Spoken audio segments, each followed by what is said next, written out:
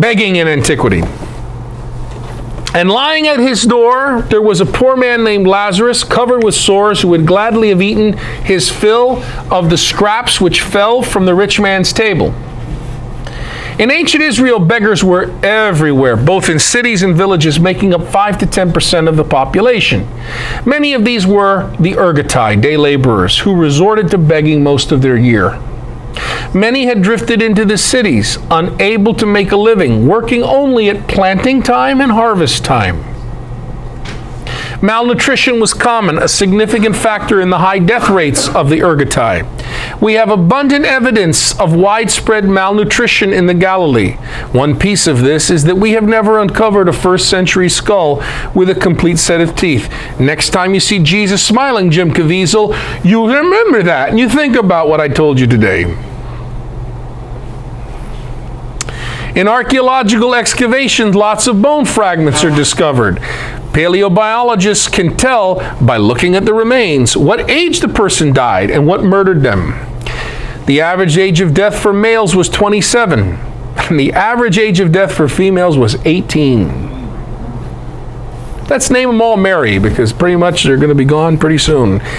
No, that's not the reason, I'm joking. Lack of sanitation, parasites, infectious diseases, and malnutrition caused peasant death rates to soar.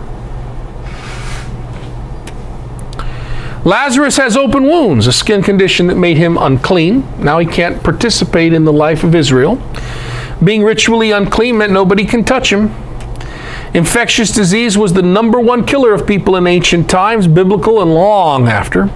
In a medieval writer, in medieval times, later on, a medieval woman writes her sister that my daughter fell today and skinned her knee. I guess she will die.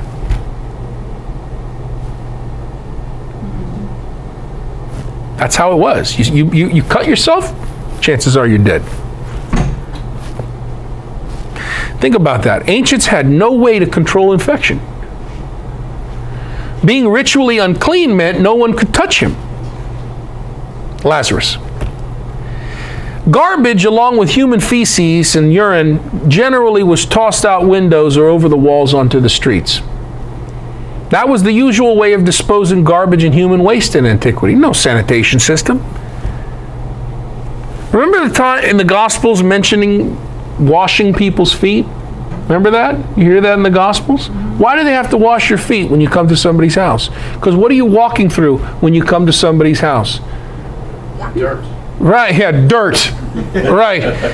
And they're walking through this filth. And when you get to their house, your feet stink. So they gotta wash your feet. And you don't do that. The master of the house doesn't do that. You get the slave to do that, right? Right. So foot washing and perfuming ointments, that was a big deal in the ancient world, in the world of the Bible. The center of the streets has this nice little ditch right in the middle, okay? It flows with thrown away garbage and a sewage mixture of animal and human waste. People just kick the filth into the middle as they pass through, shuffling through the way they go. That's how you do it. This was the food source of the beggars, like Lazarus. Next time you go to Mass, I want you to think of that aisle at church. That's about the size of it. So when you see Jesus processed in that aisle, I want you to be real incarnational with that, okay?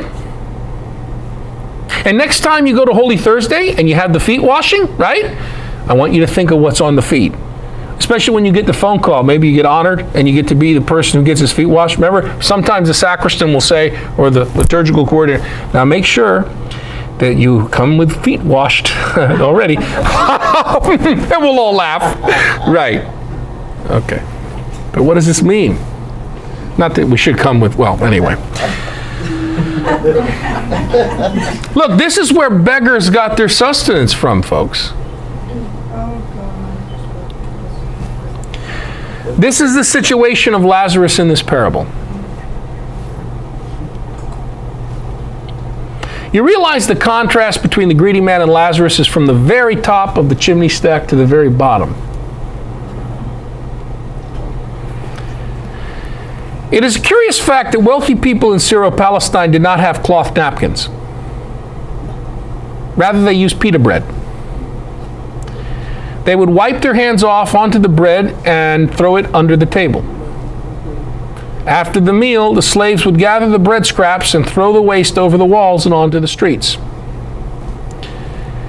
So Lazarus is eating garbage, clinging to survival on the streets, covered in sores and open wounds, and is ritually unclean. There is nobody on which he can depend to help him. For a collectivist, really for anyone in any culture, this is horrific. But at least he has dogs to be merciful to him, as I've heard in many homilies preached. The dog is man's best friend, so the dog is there to help Lazarus. In the ancient Middle East, and to this day in the Middle East, among non-westernized Middle Eastern people, dogs are not kept as pets, folks. In that world, dogs have the same connotation as rats do in our society. They are vermin, scavengers, and are everywhere running wild and feral. These dogs also use the garbage coming out of the streets as their food source. This means Lazarus is in competition with dogs for his food. What is being described as the most degrading human condition possible? Understand why they're licking Lazarus' sores. They're waiting for Lazarus to die. Why?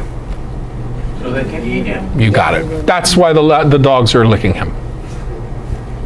So how's that going to make him die if the dog's looking? No, they're waiting. It's their first course. I don't mean to laugh. It's horrible. This is horrific. I'm laughing because of the irony. I mean, it's ridiculous the way we understand these stories. There's so much horror story. The Christmas story begins with horror. She was found pregnant. You know what that's like in the Middle East? She was found pregnant before living with her husband? Yeah. Stoned. Stoned? Yeah. That's the humane way. The usual way is strangle or cut the head off. Not stoned. Stoned is, hey, let's dial it back, okay? Let's dial it back and erase the stain of shame from the house in the most humane way possible. Humane. Stony is the mean. Compared to getting the head cut off? Throwing the body in a fire somewhere? You'd rather be chopped off than stoned. The kind of suffering was interpreted by Pharisees. If you're living in the kind of suffering Lazarus is in, Pharisees would interpret that as punishment for your sin. A clear sign. Ben Sira puts it this way, Sirach 40 verse 28, "My son, don't live the life of a beggar. Better to die than to beg." Choose life, Sirach. It is true. In the Middle East, it is better to die than to beg.